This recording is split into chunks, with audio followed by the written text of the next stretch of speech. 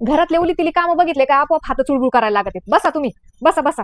ही तायडी तर सासरी गेल्यापासून इतकी धुसफुशी झाली, काय माहिती कसं काय झाले, काय नाही इतकं वळण त्याचं बदललंय. त्याला उगा काही माणसाची किंमतच नाही अजिबात. भाऊजाई म्हणजे त्याला वाटतं कामाला आणलेली बायाची काय काय नाही बाय. आता मी आता माझ्या सुनाला नियम ते नियमच सांगितले. माझ्या सासूने मला लवकर उठायची सवय लावली, मी बी माझ्या सुनाला तेच सांगितलं. लवकर म्हणजे काय, आता सगळे 6च्या दरम्यान उठत आहेत. कोण इतकं 4ला उठत आहे लगेच. सकाळी 6 वाजता उठायचं, पटापटा आपले काय असते ते कामं करायचे, मग निवांत दिवसभर तुला काय करायचं ते कर.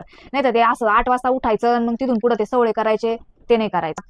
तिने बिचारीने आपलं ऐकलं. आता माहित आयडी इतकी तापट डोक्याची आहे, तिला 17 बारा सांगितलं सासू संग भांडत जाऊ नको, पण ते उलसक त्यांचं काय झालं का लगे दोघे भांडतात एकमेकीला. आता उलसक सासूनी समजून घ्या, उलसक सुनानी समजून घ्या. या पोटकीला 17 वेळेस सांगितलं सासूला काही बोलत जाऊ नको म्हणून. अय बाय तायडे, तुपले विचार तुपल्या पशीच ठुई, आणि ते आमच्या सुग सासूनांमध्ये कायला आग लावायची कामं करती.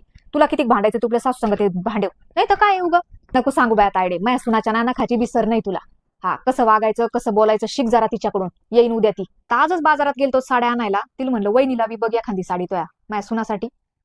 तर तिला म्हणली आता वहिनी येईन ना माया राहून साडी घेऊन, तिला कशाला साडी घ्यायची. हे असं तर उरफाट्या डोक्याचं आहे. मग त्याला समजू नये का आता मग वहिनीला बी घ्यावा आपल्यासोबत साडी. आणि तुम्हाला किती काही सांगितलं ना तर मी तो काहीच ऐकत नसते. हा, मै सुन लई चांगली आहे. आणि आता म्हणली तर म्हणली, परत जर त्या भाऊजाईबद्दल काही म्हणलीस ना तर बघ मग परत सांगितलं नाही म्हणशील.